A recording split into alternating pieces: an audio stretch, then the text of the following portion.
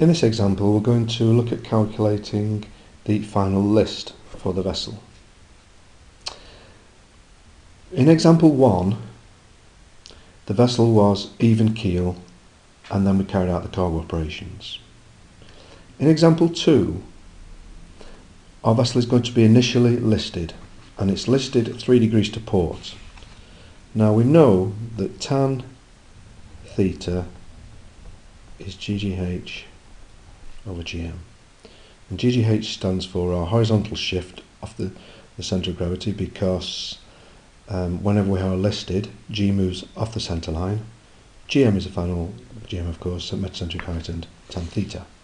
So in this example here, we're listed 3 degrees, and we know our initial GM is Km minus the initial Kg. In the problem we're given, it's 7.8 minus 7.2 is 0.6. So we know this value here is 0.6. We also know that GGH is the moments, total moments, over the total weight. So if we put that into this formula, we can say that tan theta equals the moments, GGH, over the weight, times GM. So if we know tan theta, we know the initial displacement of the ship, and we know the GM, we can find the moments. So let's have a look at the problem. How we've done it here, we've we've worked out that GGH equals GM times tan theta, so that represents the actual shift off the centre line. So there's our vessel, we're listed to port, G, GH, there's tan theta, so there's GM, the angle, and that's GGH, which is what we're trying to find out.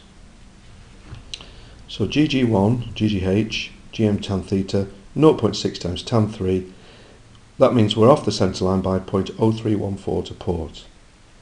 We put that in the table here to port, so that's the distance off the centre line, multiply it by our initial displacement, and that gives us our port moments initially.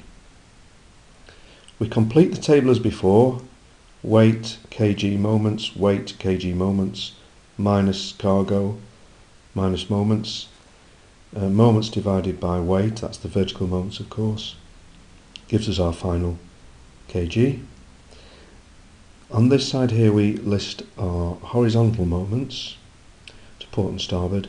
It's worth noting that when we discharge cargo, so in this problem we discharged 148 tonnes from 3 metres to port of the centre line.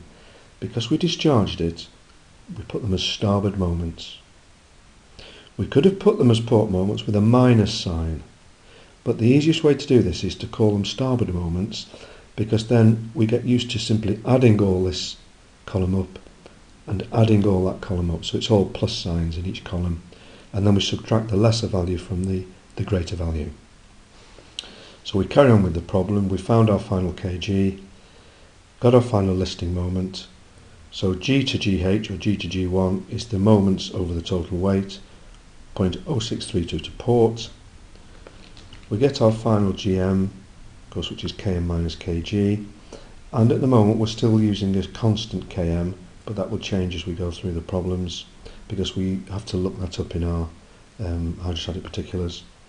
Once we've got GM of 0.612, tan theta is GG1 over GM, and that gives us our final list of 5.6 degrees to port. So if we were to do a sketch of this particular problem, there's G, I'm going to call it GH. In the problem it's known as G1. There's the metacentre. So there, G to there, G, that's our GM, that's the keel there, that's the kg. So we worked out our final kg was 7.188, there to there. We knew our km, which is 7.8, there to there 7.8. So GM is 7.8 minus 7.188, which is 0.612. So that value there is 0.612. G to GH we worked out, the shift was 0.0632. This has got to be a right angle because G moves horizontally off the centre line. Tan theta, GGH over GM, that calculates our angle of list, which is 5.9 degrees to port. So that's how we solve that particular problem.